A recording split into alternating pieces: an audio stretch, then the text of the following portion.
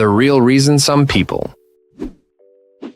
There's a specific type of person who doesn't just enjoy spending their weekends completely alone. They actually require it to function. Most people assume this is just classic introversion, a fixed personality trait they were simply born with. A hardwired neurological battery that constantly needs recharging. It isn't. By the end of this video, you'll understand why retreating from the world is rarely an innate trait, and often a calculated verdict about the hidden costs of connection. To understand what is really happening, we have to look past the pop psychology labels we usually rely on. One psychological research draws a clear line between introversion and a general preference for solitude. Being an introvert simply describes one way of interacting with the world, perhaps feeling easily stimulated by large groups, but it does not automatically mean someone prefers to be isolated from it. 2. For many individuals, a strong preference for solitude is actually a learned behavior. It is a response that develops over time, usually after navigating social environments that are consistently unrewarding, exhausting, or emotionally difficult. When every interaction feels like a negotiation or when you are constantly misunderstood, your brain starts to associate people with depletion. These individuals haven't necessarily changed their core personality. They have just changed their assessment of what socializing is actually worth.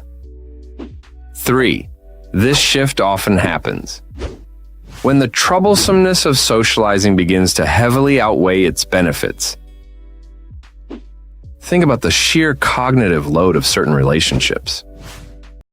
Imagine sitting at a dinner party where you have to perform interest in stories you've heard before, constantly remaining on guard just to fit the mood. The price of that company is a slow leak of your own energy, leading to a quiet realization that the math is simply better at home. 4. This brings us to the psychological difference between objective isolation and subjective loneliness, a distinction researchers closely tracked during periods of widespread lockdown. Social isolation is just a physical head count of how many people are in the room with you at any given moment.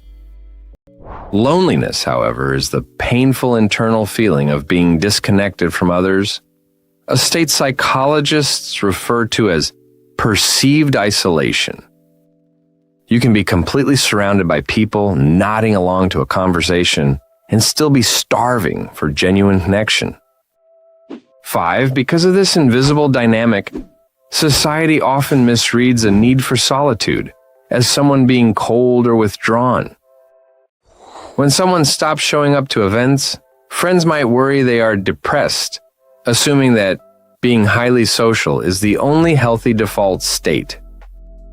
But often, what looks like an antisocial retreat is actually a protective recalibration, a sign of dispositional autonomy.